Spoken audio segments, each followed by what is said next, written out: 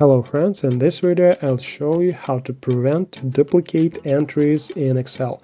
Like and subscribe, support this channel, let's get started. To prevent the input of duplicate values, select the range of cells in which we want to prevent the input of duplicate values. In this example, this is the range from B3 to B18. Go to the Data tab and click Data Validation. Once in the Data Validation dialog box, under the Settings tab, click the Allow drop-down and select Custom from the list. A formula field will appear. In the formula field, type this formula. When data is entered into a cell, this formula is calculated and duplicate values are searched for.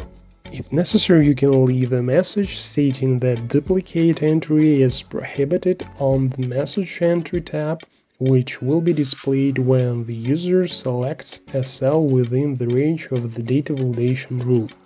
Otherwise, if you don't want the message to appear every time you select a cell in the range, uncheck this box. Go to the Error Alert tab and type the message that will be displayed if the user enters a duplicate value in the range.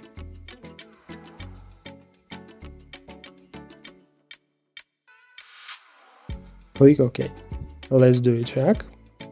Yes, now an error appears when entering any duplicate value.